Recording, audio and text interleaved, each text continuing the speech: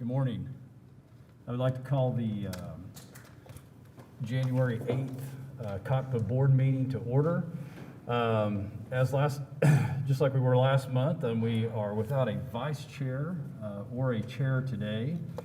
So if I could, as a secretary, I'd like to call on the trust to see if we could get a nomination for a chair pro temp for this meeting.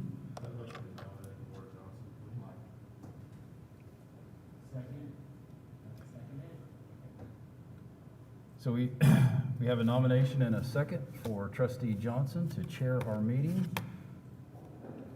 We're going to do a voice vote on that. All in favor? Aye. Any opposed? Passes. Hand the meeting over to you, Chair Johnson. Thank you. Is my microphone on? Okay, great. This morning we've called the meeting to order. Items from the chairman today include a presentation today by HNTB of our BRT preliminary report. So if someone would come forward from HNTB, is that correct? Brian Comer. Brian Comer. What's up, Marcus? Guys, with me, he's going to walk through walk station. So if you could pull that microphone closer to you in any way, I know you're Okay. tall. But No, it's okay. yeah. Can you hear me now? Yes, Is this much good? better. Okay. Thank you. Okay, great. So HNTB and the project team is pleased to provide this presentation overview of an update for the preliminary design for the Northwest BRT project. If you can go to the next slide, so I'll provide an overview. So as you know, the Northwest BRT will connect the northwest area of Oklahoma City along the Northwest Expressway in Classin and connect to downtown. Northwest BRT project, like many other BRT projects, the intent is to provide a fast, efficient service. And like other BRT projects, essentially what is a BRT project? At the core of the project, it really, BRT operates in a rail-like manner. So as we go over the station locations, one of the things you'll notice is it does have limited stops. It also has frequent headways, so the service comes quicker than the traditional bus service. And then it also has more rail-like stations, so level boarding. That's one of the things you'll see with the stations that we provide, and also enhanced amenities as part of this. So we're going to go over kind of the core parts of what's included as part of the project, but just keep in mind that those are kind of the core principles that differentiate BRT from traditional bus service. The other thing that we'll provide an overview is the pedestrian and bicycle considerations, which are an important component of the project. I'll briefly highlight that. But you'll notice when Marcus discussed the station locations, especially at a couple of the key intersections, he'll talk about some of those considerations and the coordination that we're doing from both a pedestrian and a bicycle standpoint. We'll also go over stations and guideway improvements, park and ride, high-level budget, and next steps.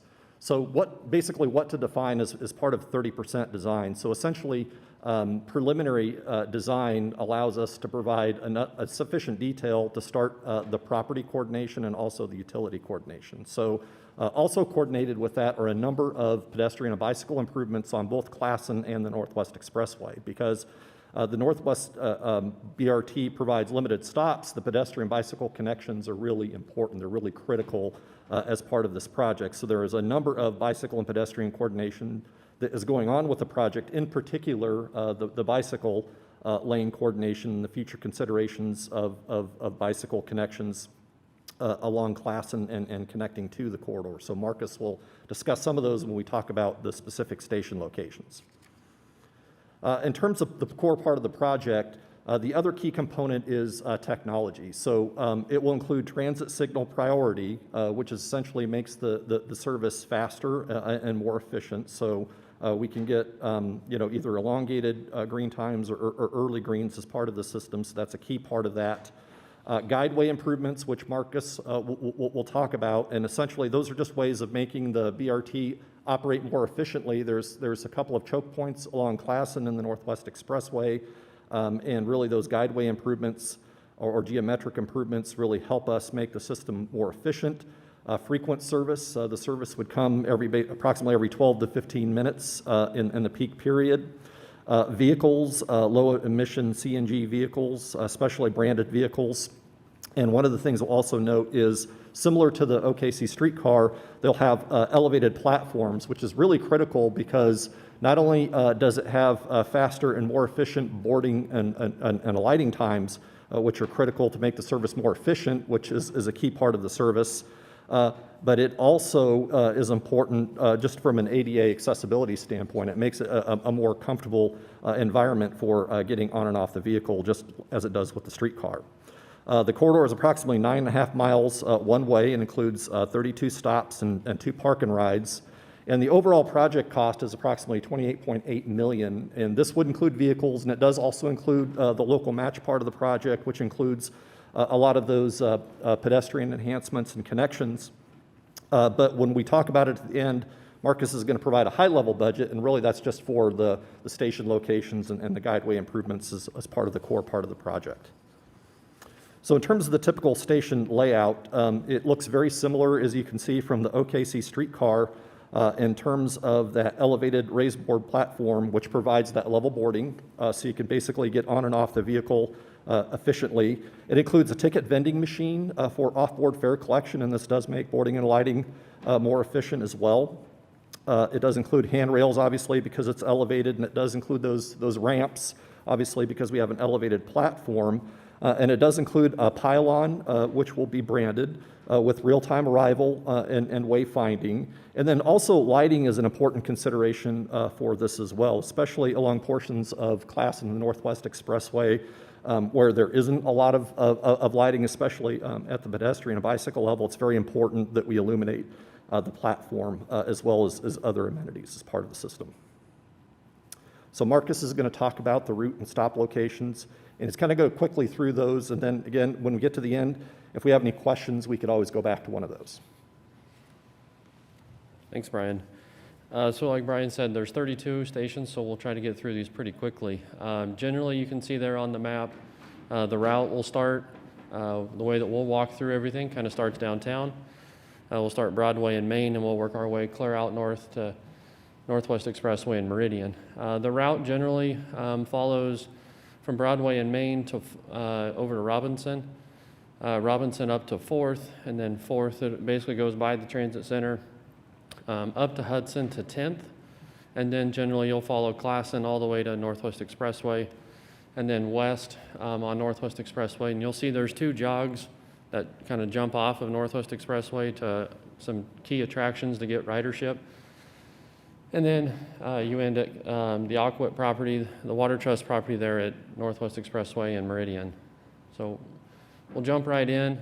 So here we're at Broadway and Main. Again, the bus will be traveling, just so I guess everybody's orientated correctly, right is north on the map. And then you'll take key note, kind of on the right-hand side is the first map, but it has the yellow dot.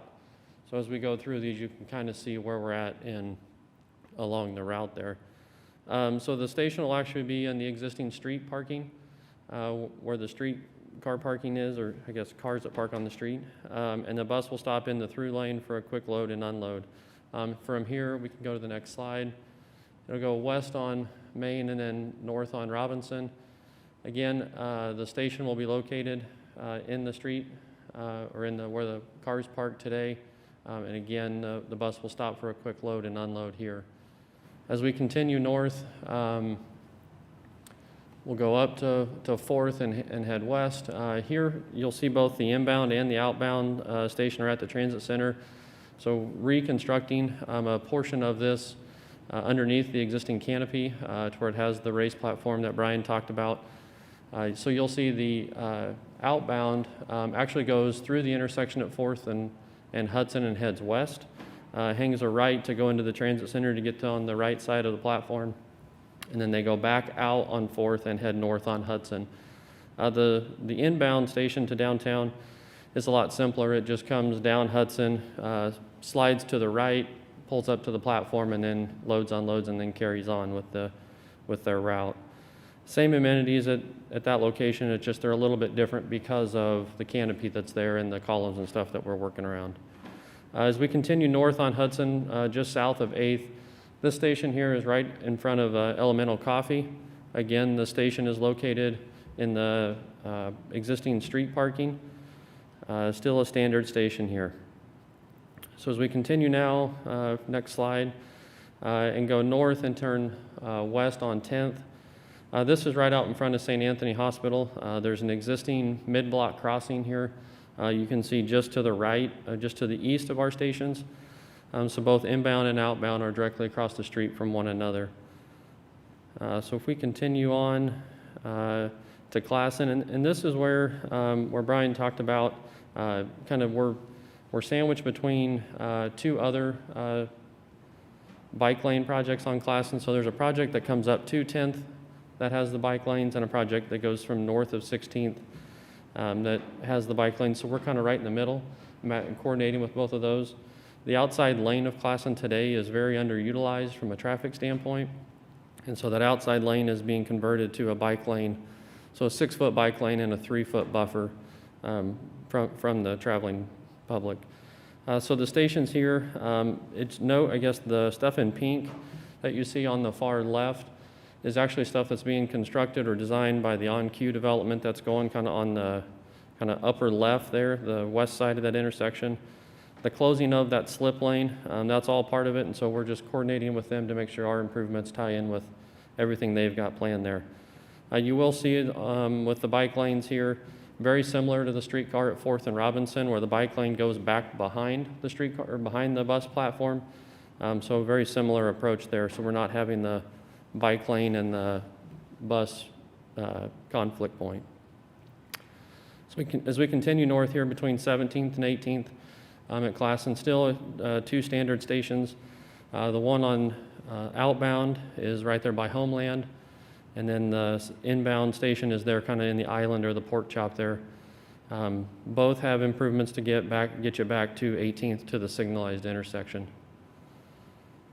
So as we continue to 23rd, 23rd is a little unique because with the traditional bus that crosses on 23rd and Classin here, we anticipate a high ridership at these 2 locations because of the 2 routes joining. And so one thing that's a little bit different about our stations here is that the station will actually have 2 benches. It'll be an extra long shelter for just anticipated more folks using it. And then it'll also have 2 ADA kind of staging areas under the shelter as well. And you can see there, and you'll see on all of these the improvements at the intersection, whether they're ADA curb ramps, whether it's new striping across the roads. In this case, one of the intersections isn't ADA compliant, so really focusing on getting folks from the station back to the intersection in an all ADA compliant manner. So as we continue on to 30th and Classin, both of these are on the south side of 30th. They're both standard stations here. We can keep going to 36th now. 36, very similar. These are on far side stations, both inbound and outbound, and both standard stations here as well. 42nd has a couple of unique things about it. If you're familiar, in the northwest quadrant here of 42nd and Classin is New View, assisting with visually impaired individuals. And so we really want to make sure that we've got a clear crossing path for those that are using this facility to get to New View.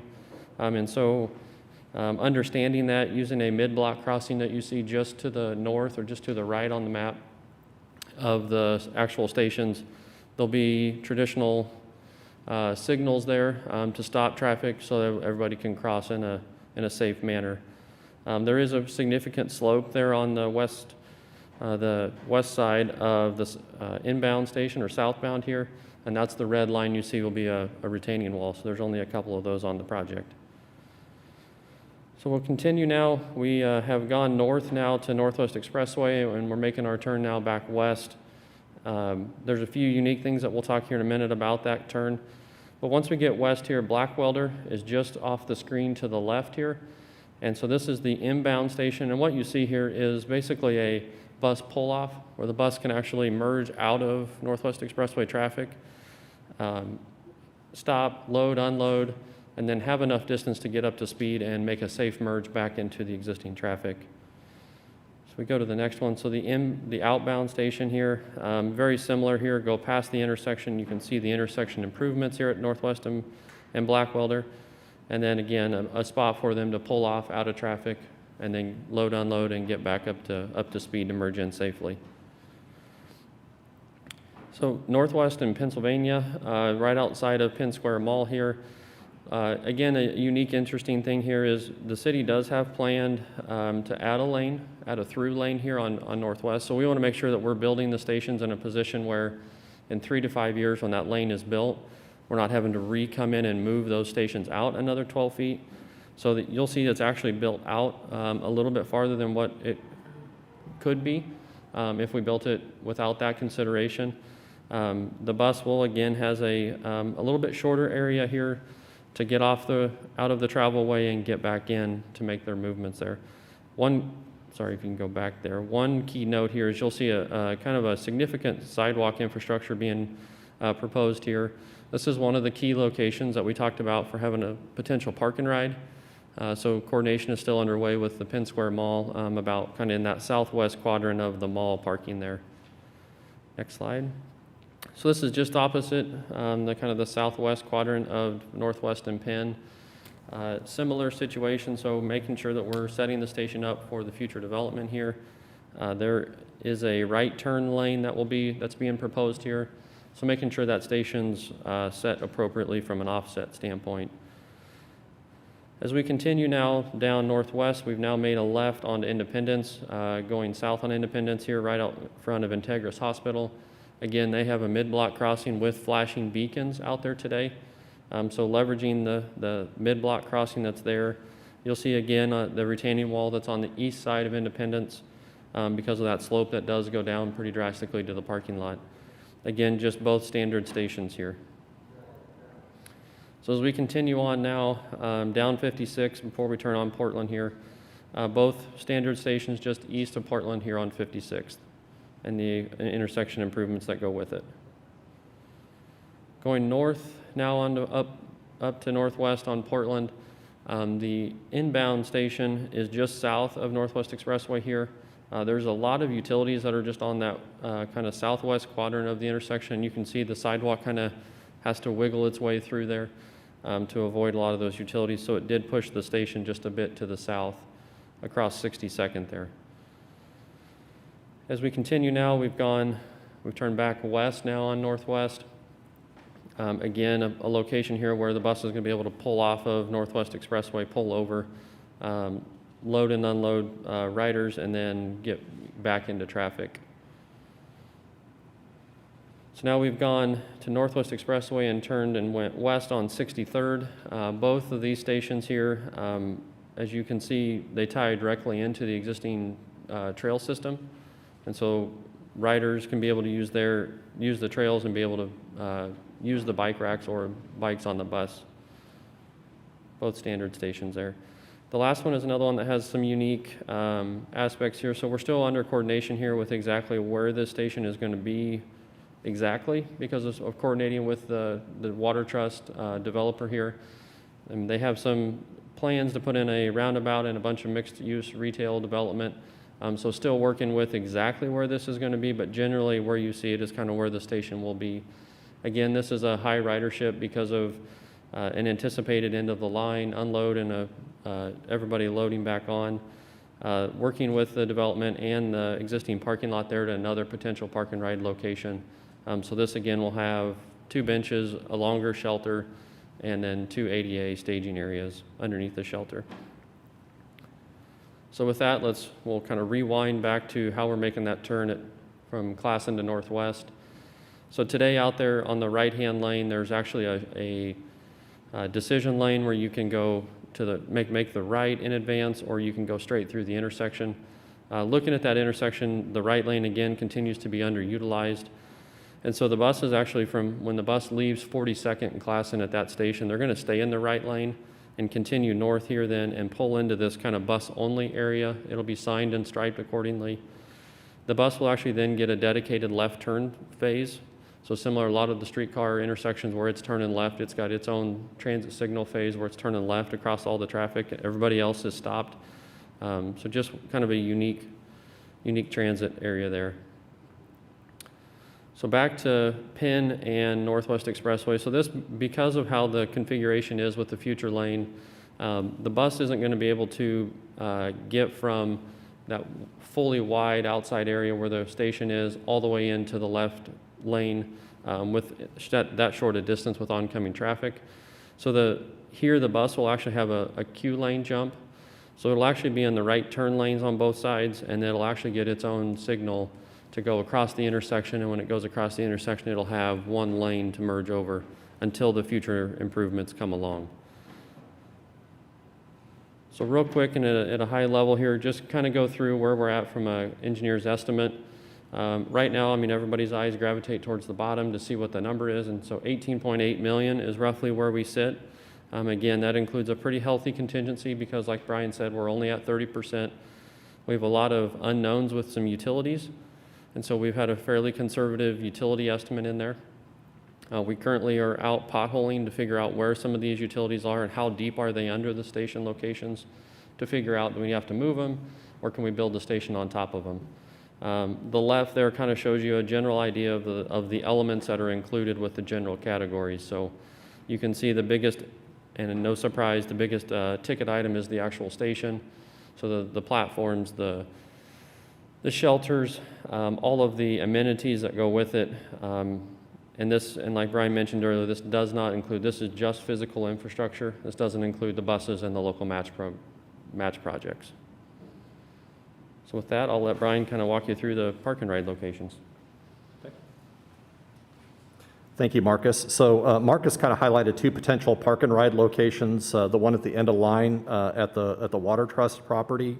And then the other one, there's discussions and ongoing kind of coordination with Penn Square Mall, and also the Oak development may have some interest as well. So I think those discussions are kind of early on, and those are kind of guide some of the future improvements and connections, especially those pedestrian connections, to make sure that it's efficient in terms of getting to the service. And then also what would be included as part of our project would be that dedicated striping and signage for the park and ride customers. So that would be part of the coordination as well that's going to go on. So right now within 30%, we have identified kind of the preliminary locations. And then in final design, we'll start those discussions with the property owners, not just the park and ride locations, but within the other locations as well. And in terms of the schedule, so last year we were working on preliminary design, which is approximately at a 30% level. And then also kicking off, which are the immediate next steps I'll talk about here in a couple of minutes, is the branding and the vehicles. But final design will take place in 21 and 22, and that's a long time period. And one of the significant components of that is obviously the engineering can go pretty quickly, but it's the property and utility coordination that will take a lot of time. If you could also think about this 9.5-mile corridor with a lot of different infrastructure, coordinating a lot of different projects. So both on the property side in terms of the coordination, but also the utility coordination and all of those projects will take some time to make sure that we have all of those coordinated and all of those projects are coming together. So the final design will run through 22, through the early part of 22, and then construction will take place, and it'll take approximately a year, and it'll run to about mid 2023. And one of the lessons learned that we've seen with other BRT projects is really we'd like to have the construction finished by mid 2023 for an opening potentially in the fall of 2023. But that leaves ample time for testing and working out the kinks with the transit signal priority and that sort of thing. And that's one of the things we've seen, obviously, on streetcar and other BRT projects. It's very important, especially with those low-level boarding platforms and making sure that the drivers are kind of understanding, the how to pull in and pull out, and to do that testing and coordination is very important as well. But the immediate next steps, obviously, are branding and is an important consideration. As you've seen in that preliminary rendering that we have of the pylons and the infrastructure, it does not include branding yet. That's currently just kicked off in December. One of the things I will note about the branding and the process is it's very important for a BRT because it helps differentiate the service. So it's more than just a name or a logo as part of the service. It actually needs to convey the entire brand, and it also needs to be reflective, obviously, of Oklahoma City. And one of the things that has been discussed as part of that, obviously, there will be other future BRT corridors, so that also needs to be under consideration. Even though this is the Northwest BRT, BRT will be an overall brand for Oklahoma City that will be rolled out in multiple corridors, just a streetcar. So it really kicked off, but there will be an advisory committee that will be a part of this, and there'll be a process as part of this as well. And really, I think we're on target for a brand selection in the spring of 2021, but this is an important part of the consideration of the project as well. And the vehicles will be low-emission CNG vehicles. Both doors will include for boarding and alighting, and it will also be reflective of the BRT brand. So there'll be specially branded BRT vehicles that will be part of this. I do note vehicles, it wasn't included within the cost, but one of the things I will note is we do need early coordination on the vehicles because typically there's a long lead time in ordering vehicles, as you know. It's typically 18 to 24 months. So that process will also start along with the branding early this year in terms of that procurement process. So with that, I'll go ahead and open it up to any questions.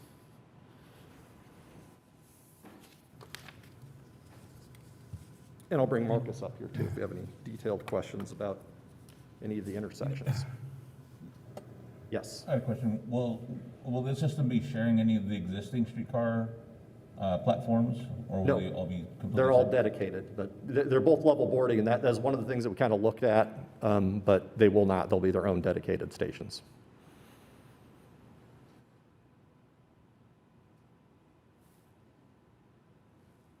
Any other questions? You Jason? You sure? might have a, I don't, do you have, I just had a couple of. You go first. Comments to wrap us up, but, go ahead, Trustee Cooper, do you have questions? Okay. My mic on, I'm sorry, I can't. Is that on? Oh, it is. Okay. So, so thank you for the presentation and for all the work that, you guys have done and supported us in the project along the way. We've got a great project team through H&TB, but we also have received a tremendous amount of help from Public Works and Planning and other city departments. It truly is really a city coordinated project, and so we appreciate all the help of those other departments. I wanted to kind of wrap this 30% design up, if I could, for the trustees, because we don't have an opportunity a lot of times to be involved in these larger projects where we do a 30% and receive a preliminary design report, and then we do our 60 and our 90. Happens all the time on the city side. Public Works does those type of projects every day. But for us, what I wanted to just try to hit on was the significance of the 30%. And at least for me, I walked away from the 30% saying, okay, in a sense, we determined that what we proposed in our build grant application, right, that we did our studies, our early studies, and we did an application, but now we've determined, yes, indeed, it is feasible, right? There was no deal killers out there, no huge things that we didn't know when we did our application. The other thing I wanted to mention is that we've been able to refine our budget estimate. And Brian, thanks for your comments about, the vehicles aren't included in there, the engineering isn't included in there, but that was kind of a refined budget for the construction piece. Mm-hmm. And then, as our consultants mentioned, the other piece that the 30% really helps us with is really start the utility and the property acquisition, because we now know, particularly with the stations, what that actual footprint could be. And then there's a mention of bus procurement, and we recognize those long lead times. And we've actually had kind of our first internal coordination meeting on the bus procurement, recognizing, we've ordered buses before. We know how that goes. But the other big piece of the 30% design, in my mind, is this really, to me, we had some public engagement early on, and H&TB helped us with that, at least one of those workshops, getting some of the ideas from the public. But to me, this 30% design, now that we know, okay, what we applied for in that grant is feasible, to me, this is really the kickoff of, kind of that next level of public engagement and getting stakeholders along the route involved. And so that's what I wanted to mention, is that really today's presentation was to give you as the trust kind of a background, some familiarity with where we're at with the project. In February, we'll actually bring the preliminary design report and the preliminary plans to the trust.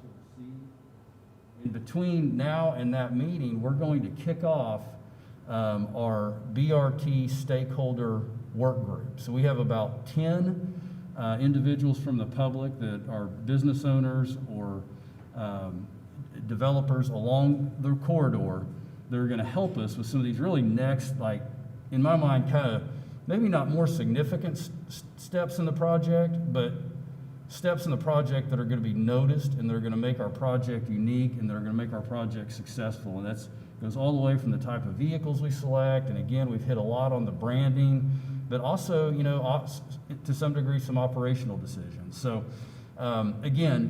just wanted to, been a while since we visited about the project and kind of the overall schedule, but to me, we've determined it's feasible, and now this is really kind of that time to start getting the public and our stakeholders involved for some of those final design decisions. So I'm happy to answer any questions of the project schedule or. Yeah, so we're looking to order 9 buses, and we'll have 7 in service during peak to make those headways. So these buses are gonna be more in line with the cost of a streetcar rather than our typical buses, correct? I mean, they're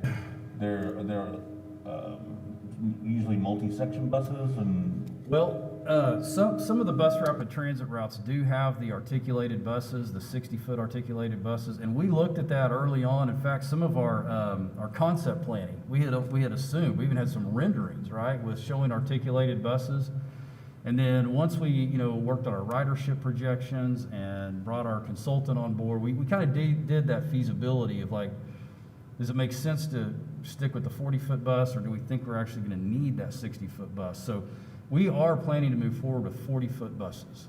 And there's really some advantages to that. If we don't think, at least initially, the ridership dictates that 60-foot bus, the advantages we get with the 40-foot is, one, our staff are awesome mechanics and service, they know how to work on those, right? The 40-footers, we do those all day. And our shop is equipped to handle 40-footers. So there's some savings and some efficiencies there for sure. And we looked at that early on. The price of the buses, I mean, it's gonna be, you know, a little under, let's just say it's gonna be probably around $600,000 is generally what we probably pay for a 40-foot CNG bus with a few more amenities than a typical transit, heavy-duty transit bus. So that's in line with what we're currently doing. Now, this would be one of the first routes that kind of have this diagonal orientation, as most of our routes are north-south, correct?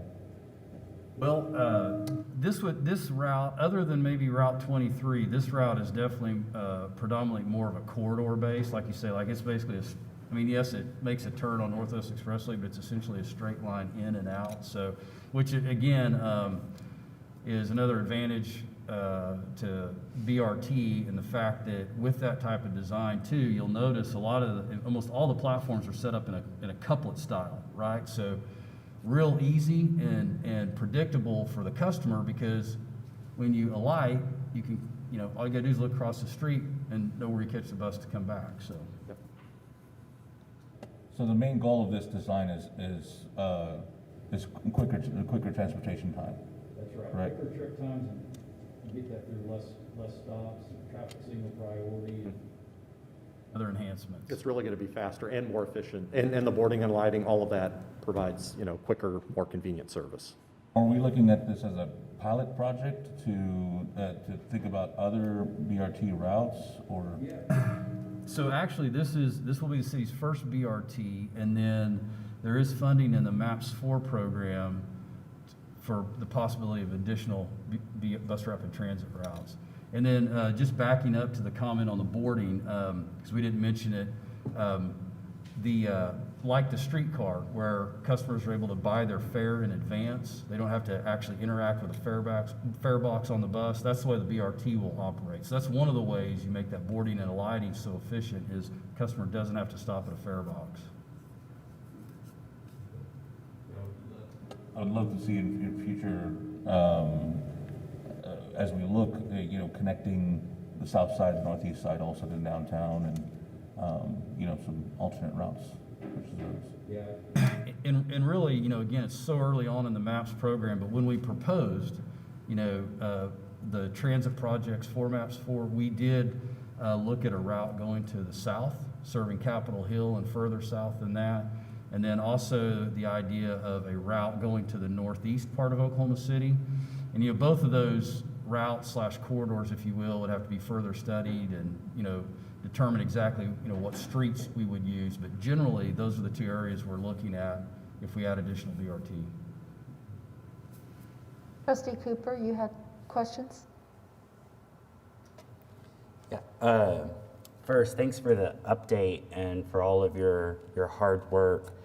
The more I've thought about this project in the last couple months, the more excited I get, just because to Trustee Ruiz's questions and to Jason's responses, just thinking about someone at Northwest Expressway and Meridian who right now, if you're living somewhere around there, you probably own a car, but there's a chance you don't. There's so many people I've met in this city. I can't even tell you all how many people I've met in this city who don't own a car, and it becomes such an impediment to them to employment opportunities, and not just opportunities for education, but even thinking that they would go to a community college or a career tech, these sorts of things. And so now in my mind, it's so clear to me, if someone hops on a BRT there at Northwest Expressway and Meridian and brings that down that expressway corridor, comes down Classin corridor to the south, we've now just opened up that entire corridor in terms of employment opportunities for that person who is at Northwest Expressway and Meridian. And I just cannot express enough how much of a game changer. I'm sure most of us on this trust understand that, but I just wanted to say that for the folk at home and just kind of as that reminder for those of us here. And then I think about how that will connect people to the streetcar in Midtown, Bricktown, and downtown as well. And then to Trustee Ruiz's questions, we were very intentional, as you all recall, with MAPS 4, saying connectivity to the south side, connectivity to the northeast side.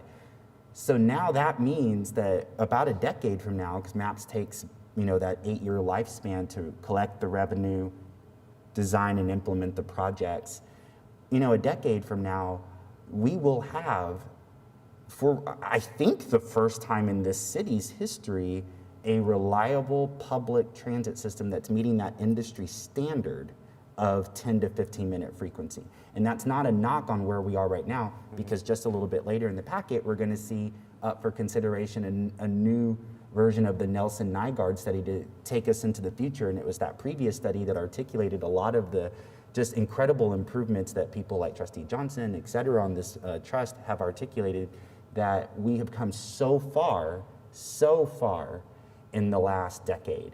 And I'm just saying that the vision for the next decade is just going to be, it has the potential to be so incredible, where someone who lives at Northwest Expressway and Meridian could work in Bricktown carless, and then here's where my mind just speeds into just oblivion.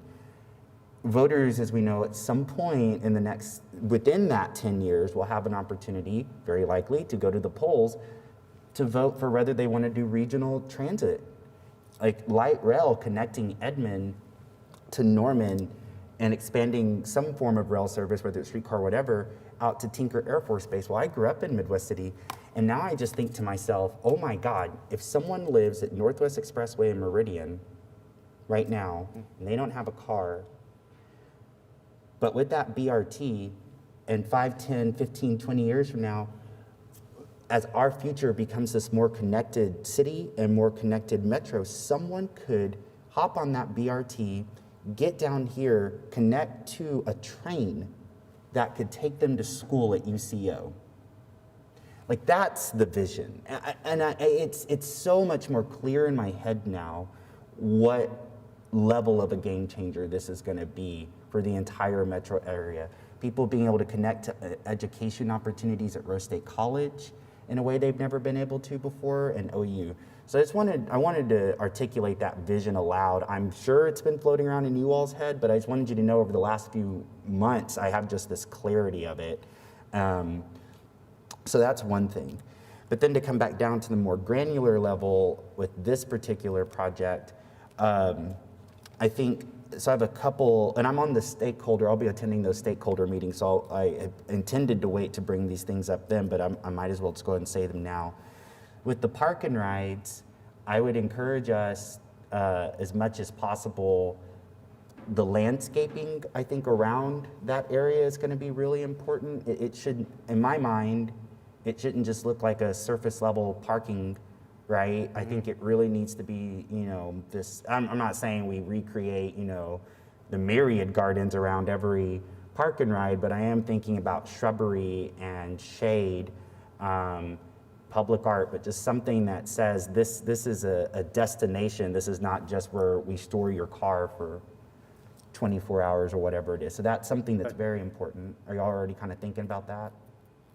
Yeah, we're starting just to talk about that in terms of, you know, coordinating with those property owners. That is very good to hear in terms of that's a desire and something that and I know, like, you know, with the early on with the water trust and that whole development, even around with the Oak development, I think that was very important, you know, to them, that ultimately if these are going to turn into mixed-use centers and those types of things, that it's also very important to them about what this looks like and what it feels like. So we've already heard some of that, but we will definitely be getting into some of those discussions. We're very early on about, you know, the comfort level and how those feel. And obviously, this being a premium service, if this is somewhere where you're going to sit and wait for a bus, you want it to be a pleasant, you know, something that's desirable for the customer to be able to go and to wait and not to store cars like you've said. Yeah, I think that's a wonderful articulation of that goal, which leads me into my next one, which is, I know we, as part of receiving the grant, this came with a sidewalk component along Northwest Expressway and Classin. You all already know my expressed interest in not just walkability, but I believe strongly that Classin needs to become a kind of all of the above transit boulevard, a true boulevard with that median as it is, but also with walkability with the sidewalks, but also bike infrastructure. So I'm glad that we're already having that conversation about the southern leg of Classin, and I know that as a city, we are committed as funds become available to looking at the northern stretch of Classin as well. And I will note, and I don't know if we may not have highlighted expressly, but one of the things that we're exploring is behind the stations, up and down the corridor, we're looking at, you know, what types of right-of-way and accommodations would you need for those future connections for those stations. So we're planning for, you know, essentially assuming in the future that those connections would be there. So we're planning that also at the other station locations, not just that southern part. Yeah, I appreciate that, and I know that was a commitment you all made early on, that as the design and implementation of this project comes to fruition, we would be designing with that bike future in mind. A concern I have, and I think it's a pretty big concern, quite frankly, that first mile, last mile connection. Here I am talking about UCO and getting out to Rose State, but that person who's walking from Coronado Heights or walking from Mayfair West or walking from Military Park from their neighborhood to one of these stations, that experience is critical. That experience is critical, because if they don't feel safe as they're walking that to get to the station, then we're gonna lose those choice riders, those people who might own a car, who might otherwise, you know, they could have an opportunity to use this BRT service. So in my mind, I know in MAPS 4 we have funded a lot of those, I'll call them auxiliary sidewalks to the sidewalks you all are putting in on Classin and Northwest Expressway. Auxiliary in terms of like feeding from the neighborhoods. We funded a good chunk of sidewalk infrastructure in MAPS 4 along that corridor. My concern is shade and trees along Northwest Expressway in Classin, because we live on a prairie, right? And Right. if we are about to ask people to walk from 27th and Indiana to Classin, and then to take from Classin over to 23rd, where that station is, and when they get to Classin, there is no shade covering them in the Oklahoma sun, then I think we have a problem. I really believe that. And I would really encourage us, and I've already been talking to council staff, I've mentioned it to Director Fairbrush. I just think that I think it needs to be kind of an all hands on deck moment. I know that MAPS 4 has funded trees. I know we're just now in that beginning sales tax collection portion of MAPS 4, but I think I would be very interested in what partnerships could exist. Maybe we plant a tree, some organization, nonprofit, maybe locally, statewide, nationally, plants one. So it's a one-off, whatever. Again, I just really think this is an all hands on deck moment, especially if we all just use our imaginations for a moment. Imagine you're standing at Northwest Expressway in Classin and you're staring west around all those miles of Northwest Expressway. I want you to think about any time in your life you have ever walked Northwest Expressway from Classin to Meridian, Northwest Expressway to Blackwelder, Blackwelder, Northwest Expressway to Penn. None of us have done it. And there is a reason. And I'm suggesting that trees could play an integral role in providing shade over those sidewalks that had to come with this federally, partially funded project. So I am going to advocate for trees. I'll fight for them, and I wanted that to be part of this early conversation. Is that something you have already been thinking about? We've just identified the station locations, but I think, we've got obviously Public Works and a lot of partners and a lot of engagement that needs to take place. So I think that could certainly be part of that discussion. So I think that's an interesting.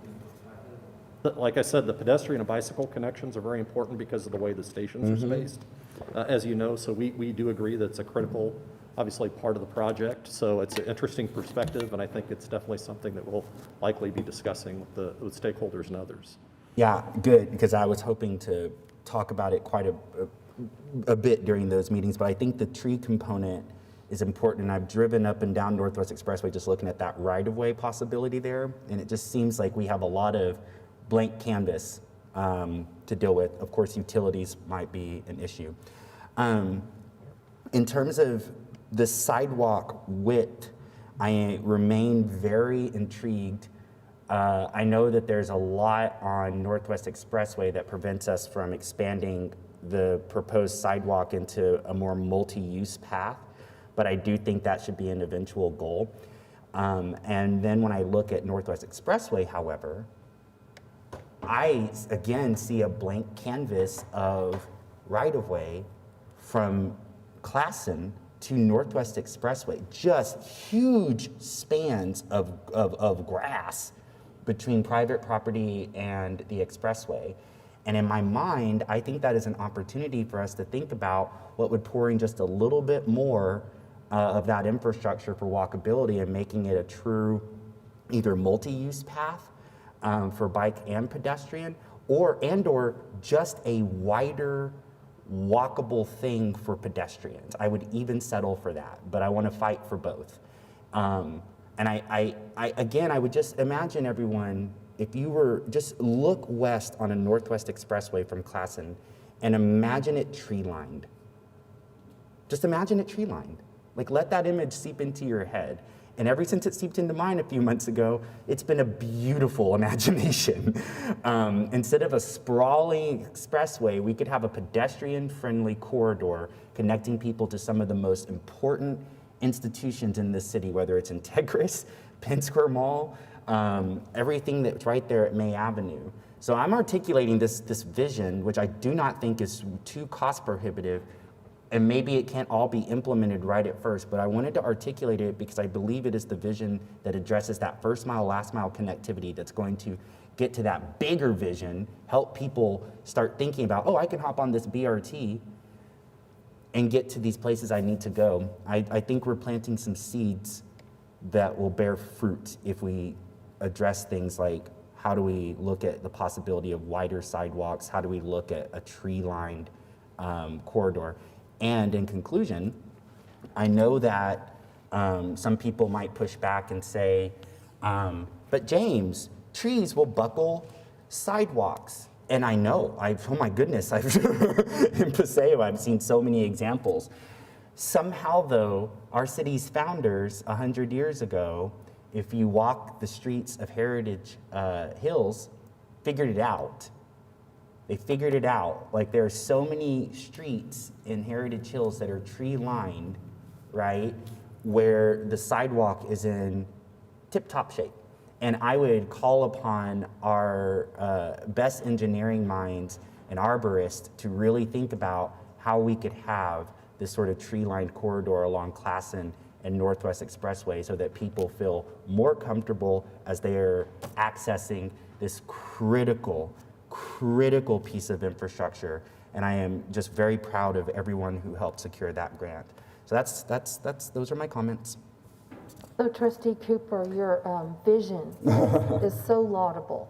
It makes my head explode, though, when I think about the budget for this project. So I just want to manage the expectations a little bit, that I think in the long term, your vision is absolutely achievable. But I do not know that in the budget that's for this project, the way it was proposed for the grant, and in a time that will comply with the grant requirements, that all of that can be accomplished. Certainly, we want to make sure that nothing we do in this design precludes any of that. You mentioned partnerships, you mentioned the possibility of MAPS 4. This project has to move ahead and essentially be completed well before we might even have MAPS 4 funds available for such a vision. So I just want to manage that expectation a little bit, that we don't have so much scope creep that our budget won't accommodate the project at all. Yeah, I think that's of course fair, assessment of this moment. I would, two things. One, I would challenge us to look within this budget, especially when it comes to partnerships for something like trees. I think there needs to be that. I think there's opportunities. But then point very well taken on my second point that you articulate, that this is first, thank you for calling it a laudable vision. Very much so. I think that I'm articulating it now and in this early 30% moment because I think if we don't articulate it right now, then that 10 years from now, that life of MAPS 4, I agree. That's pivotal, and I feel like from this particular position, I need to state that vision and keep saying it. Absolutely. And I need our people to know that we are thinking that long term about these two pivotal corridors in our city and our city's economic future. Okay, Sure. Jason, do you have anything else? I have a quick question. If someone could give me just a brief answer on the decision points on CNG vehicles as opposed to electric vehicles. Yeah. It's pretty much budget-based. The electric vehicles are at least twice as much or more than the CNG vehicles. Okay. And that's what we included in our grant, was price. Perfect. Thank you. Any other comments? Okay. So this item is only for information today, and we appreciate you coming forward. Will we see this on a future agenda for a vote? Yeah, we'll bring the preliminary design report and preliminary plans to the board in February to officially receive. Thank you. Okay, so moving on to the next item on our agenda is citizens to be heard. Do we have any citizens to be heard today? Seeing none. Chair Johnson, we have one more item from the chair, and that is Oh. the financial report from Alex Fedak Oh, okay. for receiving our annual financial report. Good morning. Alex Fedak, I'm the Acting Controller, Accounting Services Division. I just wanted to provide an update on this year's fiscal 20 financial audit. Our auditors are Allen, Gibbs, and Hulick. They issued an unmodified opinion, which is a clean audit. There were no findings in the audit. Net position increased $145,000 to $98.7 million. I know that doesn't sound like much, but I'm going to highlight a few of the larger changes from the prior year in the next slides. Capital assets, net capital assets increased $21.8 million. This was mainly due to construction on the convention center parking garage, less depreciation of all the other trust assets. Debt, bonds payable decreased $5.1 million. 2013 bonds in the amount of $18.9 million were defeased. 2019 bonds in the amount of $13.8 were issued to finance a portion of the new convention center garage. I'm also happy to report that the bond ratings remained the same. With Moody's and Standard & Poor's, they are excellent bond ratings. Revenues and expenses. Operating revenues decreased $817,000. This decrease was the result of the sale of the Santa Fe parking garage and also the impact of COVID-19 to ridership and parking. It was offset by City of Norman interlocal agreement transportation revenues. Operating expenses increased $4.4 million. This was due to personal service increases. We had some new bus drivers, normal wage increases, and healthcare premium increases. Maintenance expense increases. This was mainly streetcar operation increases, tire service contracts, and security at the transit center and streetcar facility.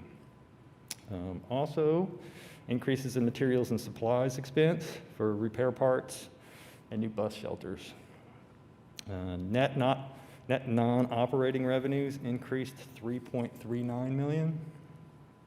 We received some CARES funding this year, and also some revenue from the Economic Development Trust for lease improvements with UCO at the Santa Fe garage. The Cotpa retirement system.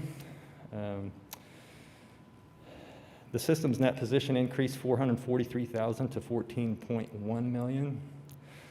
As of the 7/1/2019 actuarial valuation, the funded ratio was 84.46%, and that's in line with the past several years' funded ratios. The single audit. Cotpa's grants are included in the single audit of the city, and due to some delays in CARES Act guidance, the single audit will be issued prior to 3/31/2021. There's also a possibility for an extension to 6/30, but our auditing firm feels like they can meet the 3/31/2021 date. If you're interested in more details, those can be found in the management discussion and analysis on page 5 through 11. And that discussion and analysis compares the prior year to the current year on major changes that occurred. So with that, I'll open it up for any questions about this year's financial audit. So Alex, I should have mentioned as you were being called up that this financial report was on our desks, so it's right here in front of you, trustees, if you have any questions. And it is on our agenda under the financial report, so we will vote on it at that time. So if there are any other questions for Alex, now would be a good time. Hearing no other questions, thanks, Alex. Appreciate it. Okay, so next on our agenda, citizens to be heard. And seeing no citizens to be heard, we will move on to the next item on our agenda, which is approval of minutes. First, we have the minutes of the December 3rd, 2020 Cotpa Transportation Committee special meeting. I will entertain a motion. Are there any questions, comments, amendments to be made to the minutes?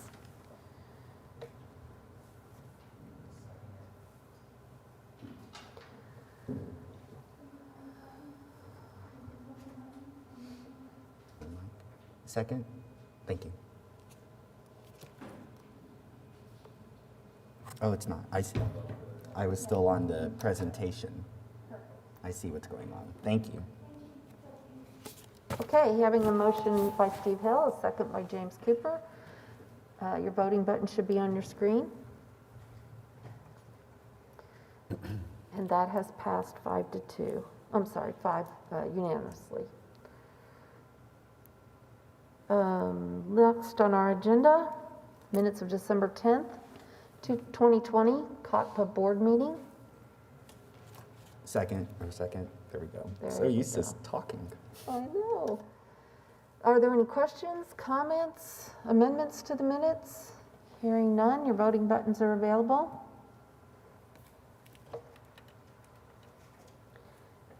Next is the consent docket. Well, I guess I need to announce the vote first. Trustee Rees, there we go. Perfect, that is passed unanimously. Next, the consent docket. We have 2 items. Are there any questions or items that you wish to consider individually? Hearing none, I'll entertain a motion to approve the consent docket. Moved by Brent, seconded by Trustee Cooper. Voting button should be available.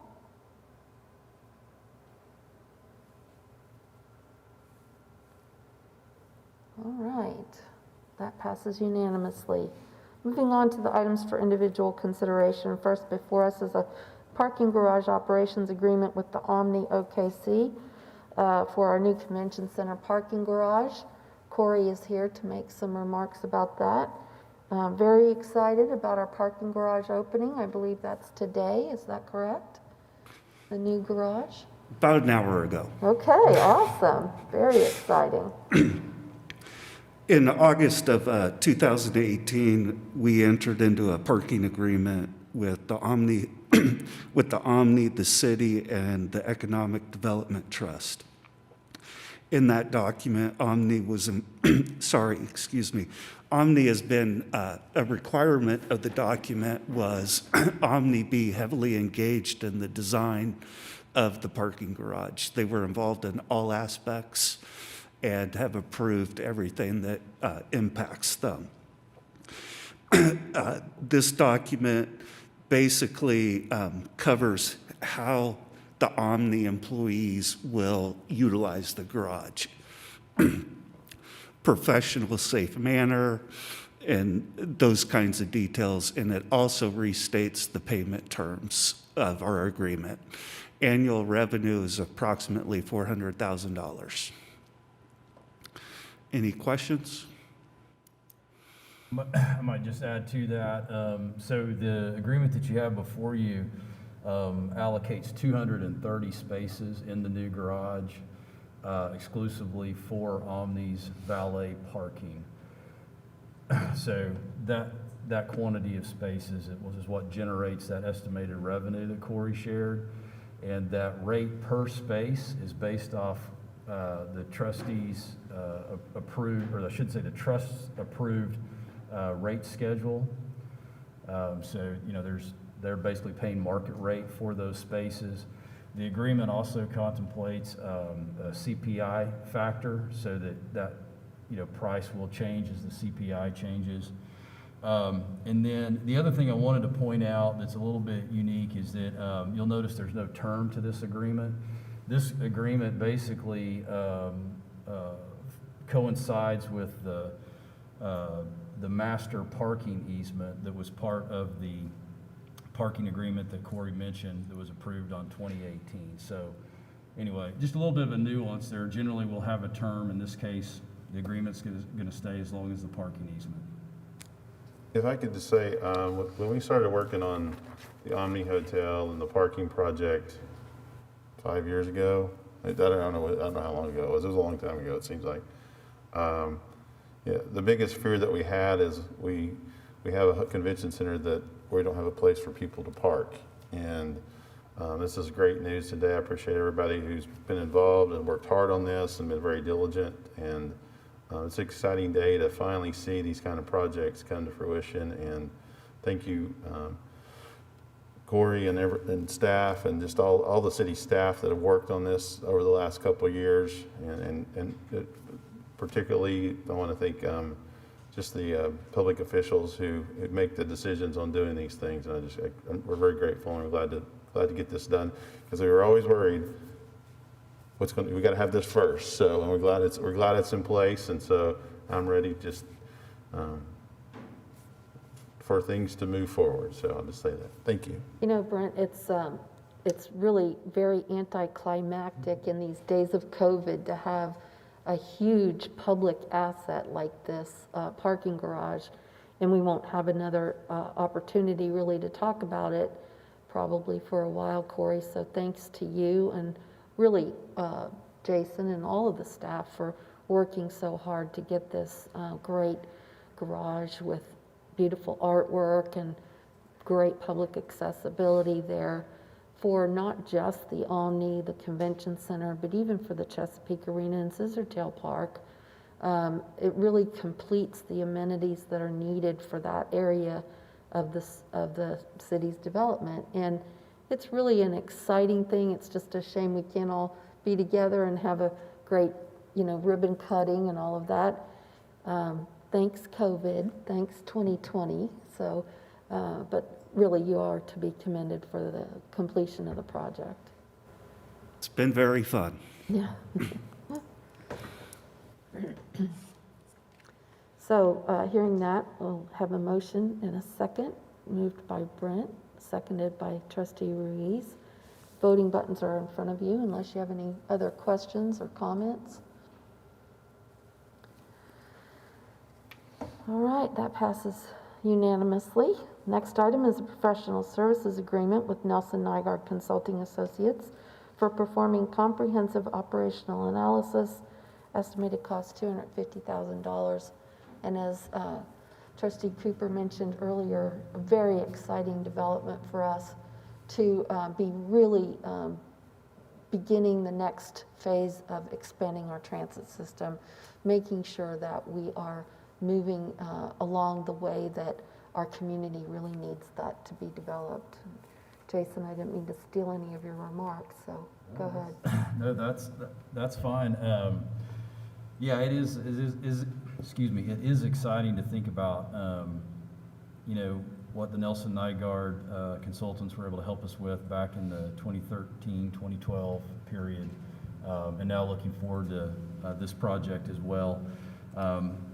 What I did want to mention is that in your packet here, following your memo, you've got several pages of the Nelson Nygaard proposal, but really following page 36 there, and I don't know if you'll have time to flip to it now, but I just wanted to make mention, there's an attachment B, and this is really the key deliverables of the project, okay?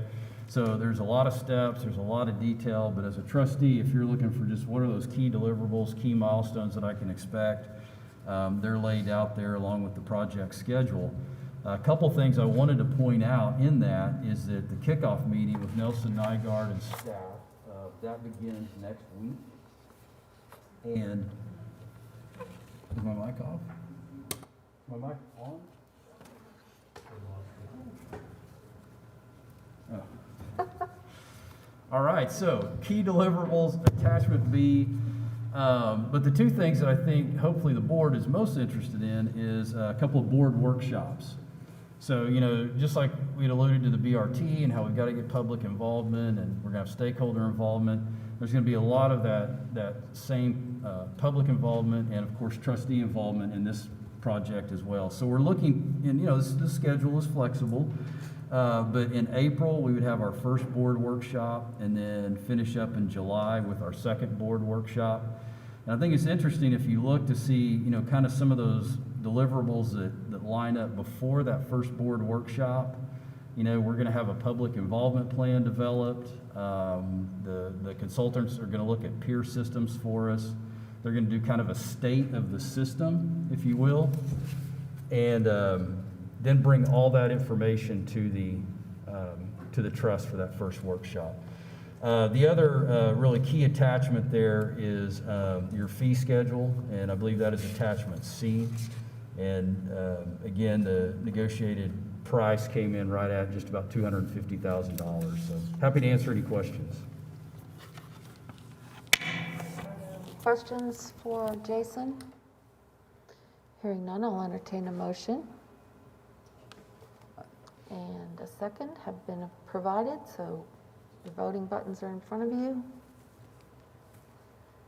And that item passes unanimously. Item C, change order 10 for project number MB1413 Convention Center Parking Garage.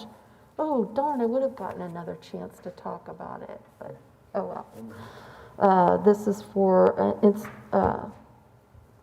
see, joint waterproofing, parking space lettering, elevator pit lighting control, public art installation, labor costs, and credit for bid allowance, a decrease overall of $121,274.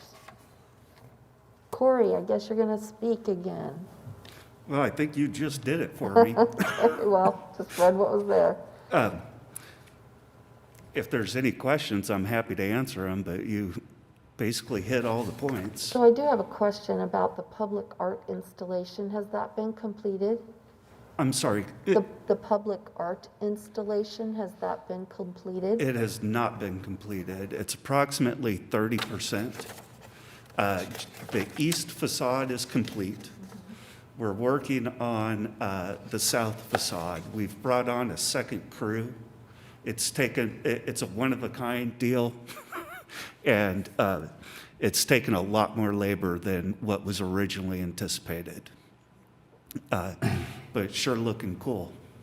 I do hope that we can have a little bit of media when that final installation is complete. Okay. I think that that's a one-of-a-kind art project worth. It is spending a little bit. 89,000 tiles.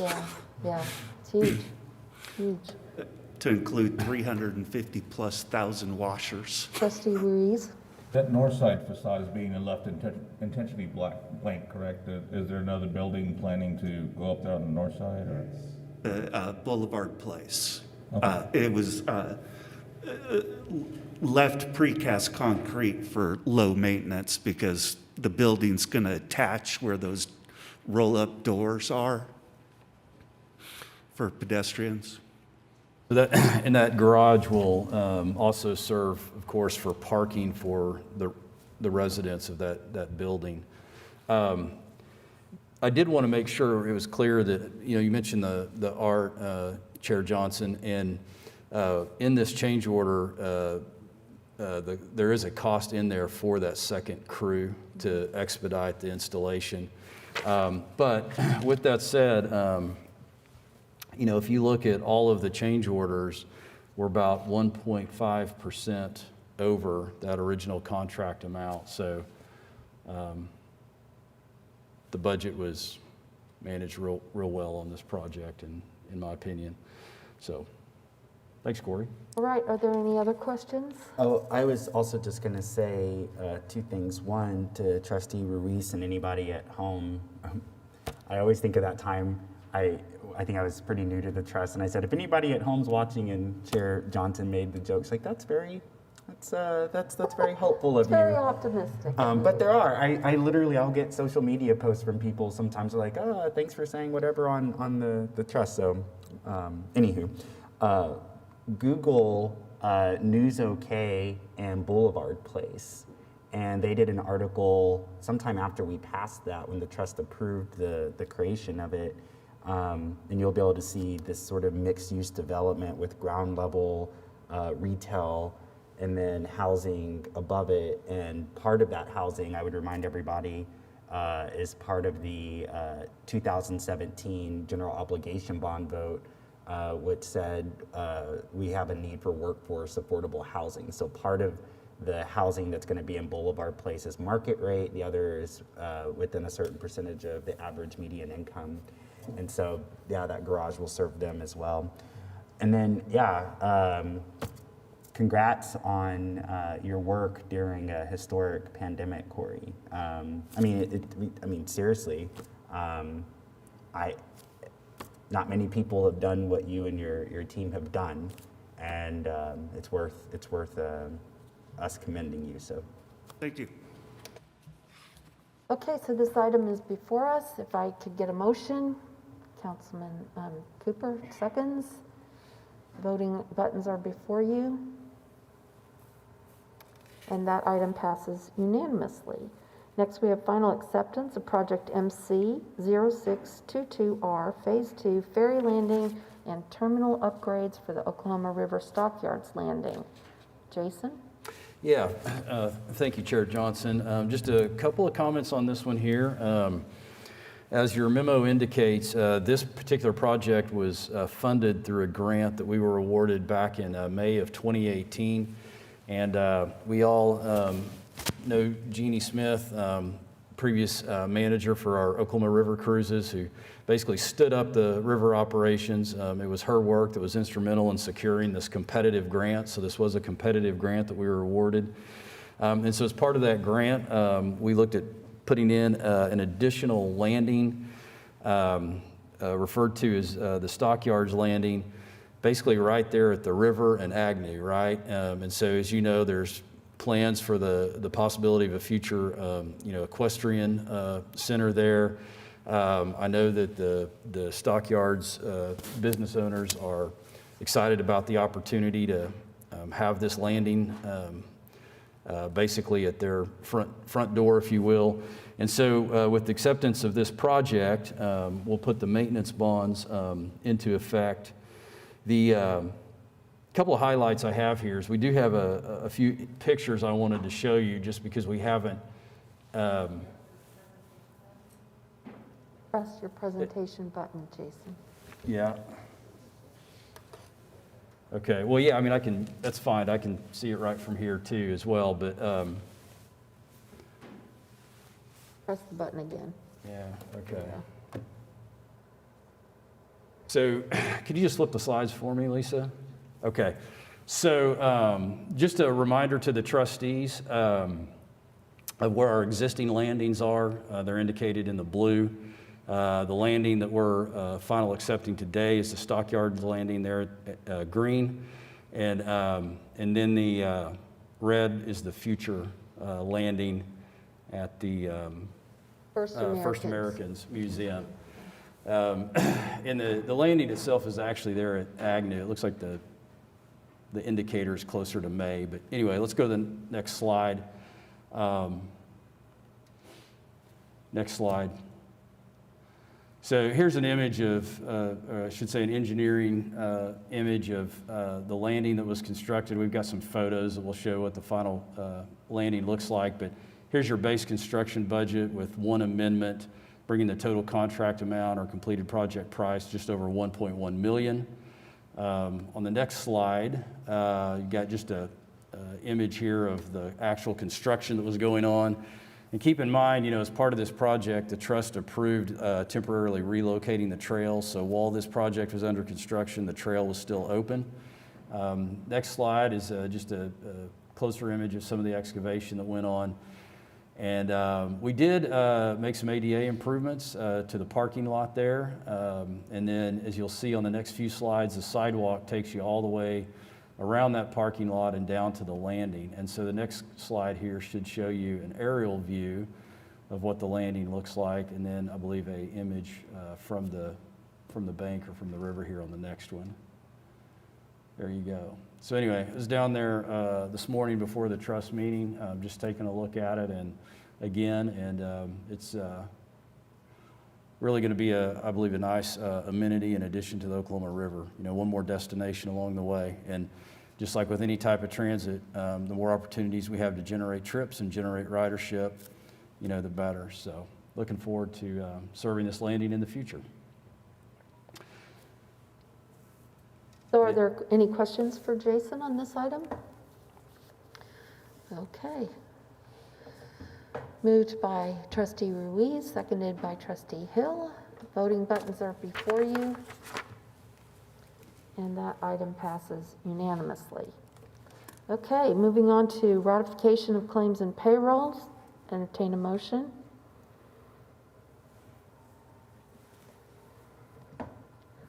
Moved by Trustee Bryant and seconded by Cooper. Voting buttons available. And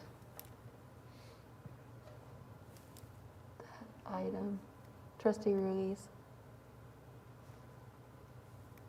Are you waiting on Trustee Ruiz to vote? Thank you. That item passes unanimously. Our next item is to receive the financial reports. First, the annual financial report for fiscal year 2020, which is what Alex Fadak presented to us at the beginning of the meeting. If there are no questions, I'll entertain a motion.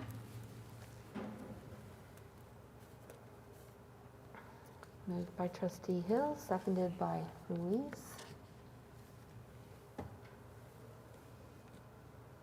And that has passed unanimously. Next on our agenda is to receive the Cotpa Schedule of Revenues and Expenditures budget to actual for the month ended November 30th, 2020. Jason, take it away. All right, so your November 30th budget to actual, so this is through 5 months of the fiscal year. And keep in mind, this budget to actual does represent the budget amendment that the Cotpa board approved in November. So with that, I direct your attention to page 2. This is our transportation operations.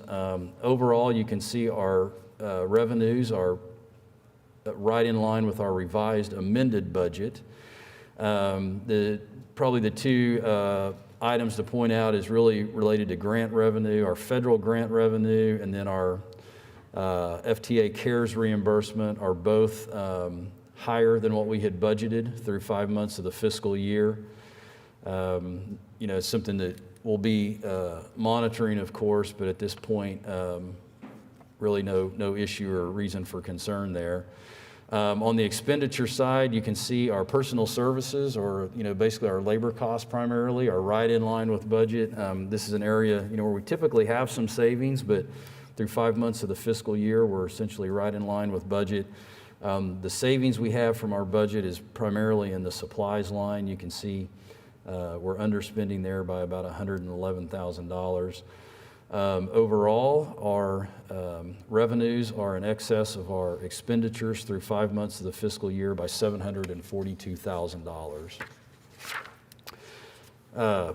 Page 3 of your report is our Norman operations, and I will not make any comments, but happy to answer questions. Page 4, parking operations. Do need to mention a few things to the trustees on our parking operations financial. And again, I know I kind of say this every meeting, but this is an exceptional year for us in terms of revenues in our parking system. And really there's no revenue impacted worse than our event revenue. So again, directing your attention to the revenue section of our parking operations, you can see we're about $331,000 under what we had projected through 5 months of the fiscal year. And really our event revenue is just, a tiny fraction of what we had even budgeted. And so one of the questions might be, well, why do we budget that much? Well, keep in mind, we were developing this budget back in April and May, right? No one really knew how long the pandemic would last. And so we built our budget basically thinking the further we got into the fiscal year, hopefully the situation would improve. And as the situation improved with the pandemic, events would come back. Well, we haven't seen those events come back. So that's really what the outlier is. So we're looking at that. We actually have a meeting with the city's finance department next week to kind of refine our year-end revenue projection and anticipate bringing a budget amendment back to the trust to reflect what those revised revenues and expenses will be. Just a couple of comments on the expenditures, and it's primarily with the parking garage operations expenditure line. You can see we budget overall about $2.36 million for the fiscal year. Through 5 months of the fiscal year, we had budgeted to spend about $804. You'll notice our actuals are closer to about half of that at $368. That really only reflects July and August payments to Republic Parking, our contracted vendor that basically performs all the operational day-to-day activities in our garages. But on your claims and payroll, you'll notice there was another $251,000 paid to Republic, so for September and October expenses. So why is that important? Well, if you look at our operating income through 5 months of the fiscal year, we're showing a surplus basically of $224,000. but we know we've incurred and actually paid another 251. So, that operating income is certainly overstated for purposes of the time this report was done. And then I think my last comments, if I could, I'll just direct you to page 7. You'll see Spokie's and River financials in there as well. But on the streetcar, looking at streetcar operations, again, revenues reflect the budget amendment. We're at about 95% of what the revised budget projected in terms of revenues. On the expenditure side, again, our largest expenditure is that third line down, streetcar operations. That's our payments to Herzog for the operations and maintenance of the streetcar system. We had budgeted to spend about $1 million through 5 months of the fiscal year. We're pretty close to that, but that is payments through September. Again, referring back to your claims and payroll report, you'll notice that we did have a claim for October services of $350,000. So if you kind of rolled that into that, again, that surplus or operating income that you see of $706,000, you could take at least another $350 away from that. But I mean, it's not that's not unusual. I'm just again trying to just kind of paint the most realistic picture of where we're at on the financials, because we're always kind of dealing with that 2-month, that 2-month lag from when the books close to when we're able to present it to the trust. And it's probably also a good time for me to just recognize Alex and his team in the accounting department, and Tim Shank, our accountant, works closely with us on this, and I have conversations occasionally with him throughout the month. So anyway, I'm happy to answer any questions. Okay. Jason, I could just add, I didn't get to tell Alex, but I wanted to thank the accounting staff for all their work doing the financials at the end of the year, and for their continued due diligence on a monthly basis to account for our revenues and our expenses here. And I think they did a great job, and just wanted to say thank you. Thank you, Alex. Okay, are there any other questions or comments on the Cotpa schedule of revenues and expenditures? Yeah, Jason, what do we know about the, I think it's 14 billion I was looking up in this most recent congressional relief package for transit? Do we have any guidance yet? Well, No, we haven't. They haven't wired that to our accounts. So I think I shared some of my unfiltered comments with Laura and others, but unfortunately, we, Cotpa, will not be receiving any additional CARES money from this second round of CARES funding. Now, a lot of large systems received a lot of money, but generally speaking, medium and small size systems did not receive funding in this round. That is unfortunate. Okay, this has been moved by Trustee Hill, seconded by Trustee Bryant. Your voting buttons are in front of you.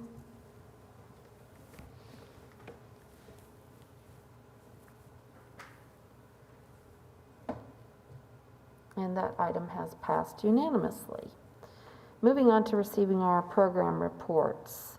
In the interest of keeping a distance between ourselves, I think we mostly have very few program reports to be presented today, but do you have any other remarks? No, ma'am, just the one, and I think Corey just has a couple of images of the completed garage for us, if that. Very quick. Sorry. We have 6 open items, all very small, a cover plate, the rest of the art installation, some numbering and labeling of parking stalls for the few compact spaces that we have.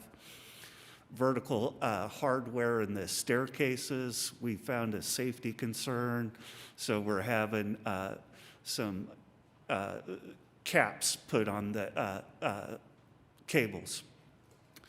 We need to fix a couple barrier cables for the vehicles and then a pedestrian guardrail.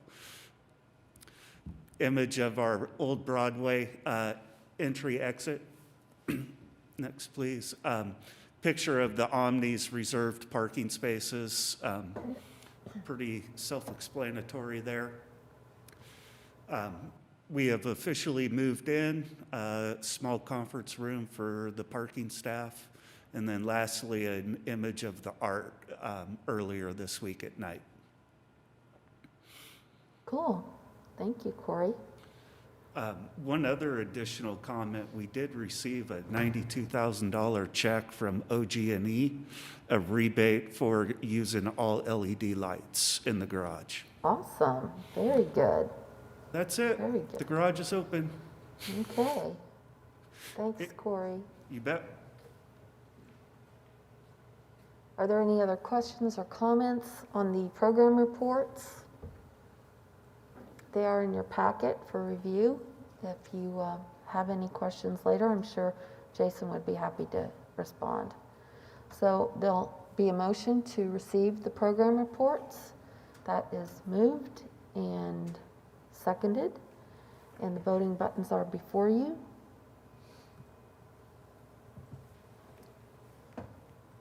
And the program reports are received. The next item is items from trustees. And I just want to mention, you know, we are living in this 2021, 2020 era of distrust in government. And I wanted to commend the trust for being good government. Today, we took actions on many things. We've taken a step towards our future with the Nelson Nygaard study. We're working very diligently to manage in very difficult financial times. We are providing great service to our community through transit. We are also providing great social services. We didn't talk about that during our program reports today, but it's in our packet. And then bringing online a great asset for our community in our new parking garage. And I just wanted to say that sometimes we don't take a moment to really appreciate the good government that we have. And if there are any other items from trustees, Trustee Cooper. Yes. I'd like to echo what Chair Johnson said about good government, and I just want to thank Jason and the Embark team for, you know, it'll be 6 years this summer since I joined this trust, and I just really want to thank you all for walking me through how our budget works, how our contracts work, these nitty-gritty things that ultimately make that whole system work. And I just, my hat's off to you. It's not off right now because I haven't had a haircut since March of last year. So no, I just really want to echo what Laura is saying there. I think that's very important. And anybody who is watching, or just everyone up here, you know, just remember, we are the people. Like, the government is us, the boards and trust and commissions, that's us, it's the public. And so I think about that quite a bit, particularly, you know, representing a ward in a city where we've seen horrendous acts of domestic terrorism. I feel strongly that Oklahoma City has a role to play in the healing that's ahead of this country. I have felt it in my bones for many years. And with these recent events, I feel it even more strongly. We know what resilience looks like here. And I think we have some assistance to offer as this pandemic draws to a close, hopefully later this year, and as we reckon with this legacy that we must reckon. Part of that legacy is to acknowledge that, so this is the only meeting this month, which means this is my only opportunity to mention, you know, MLK Day is right around the corner. I want to thank Jason and our Embark team for a few years ago. I came to Jason and said, hey, let's have our city buses participate in our MLK Day parade. And I got the idea from attending the parade and seeing one of our city's fire trucks. And I was like, public services, right? Again, what services does our local government provide? And this December 2020 was the 65th anniversary of the Montgomery bus boycott in Alabama. And it was something that a young pastor from Ebenezer Baptist Church there in Atlanta, Georgia, it was something that he led with everyday people, right? They literally, as you recall from the stories and from the archival footage, felt that their dignity was on the line, right? The idea that we would say to people in 1955, America, one of the richest countries on the planet, a country who just years earlier defeated fascism, but unfortunately too many of our people who served in World War II returned home and saw that their country was still aligning with some of those horrific views that people were better than another based on nothing more than the color of their skin. And everyday people said, we will not use this public service anymore, even though, as you heard me say earlier, public transit is critical to connecting people to education and employment. And the good people of Montgomery, those black folks, said, we know that, but we would rather walk than suffer the indignity of a government asking us to sit at the back of this bus because of the color of our skin, because an argument has been made that we are dangerous or degenerate because of the color of our skin. And their nonviolent, peaceful protest led to the integration of that Montgomery bus system. And in the next 10 years, we saw the passage of the Civil Rights Act that led to desegregation across so much of this country, and the Voting Rights Act, which extend the promise of citizenship to people who had been denied that basic, fundamental access to the ballot through violence. So that is the 65-year anniversary this last December, and the young man who helped make it possible with everyday people will be celebrating him this month. And I just want us to remember how young he was when he led those marches. I want you to remember that he was not a god. He was not Superman. He was us. Never forget our power. Like, never forget who we are, and never forget the power of nonviolent protest, whether it's at the ballot, whether it's through the conversations that take place on boards and trust and city councils. I just would encourage everybody to look back to that moment, and I only mention it here today because we are in the lineage, not just in the Civil Rights Act, but our movement, but transit has clearly played a role in the struggle for human dignity in this country. So just wanted to add that and wish everyone a happy MLK Day. Thank you for those comments and the reminder about how important our service is and how far we've come. And thanks for explaining the hat, because we were all taking bets that maybe I had an ear infection or, something like that. Trustee Ruiz. I have not had a haircut since March of last year, so my hair is as big right now as it was when I was a child with just the biggest afro. So natural hair is very in these days. There is going to be a day, I mark my words, before I get this haircut, that this hat will come off and you will see the afro in all of its glory. But we're not there yet. I'm still managing this pandemic with the rest of us. No, just to say thank you for for also, in addition to everything that's been thanked today, to the mayor, also for his vision of inclusion on these commissions and boards and Absolutely, trusts. yes. We've definitely seen a major change over the past, over his time as mayor. So just really thankful for this opportunity to serve at Mayor Holt's request. Great, thank you for that reminder too. Trustee Bryant? Just Happy New Year, and let's have a great year. Yeah. Thank you. Trustee Hill? Nothing? Okay. Well, in that regard,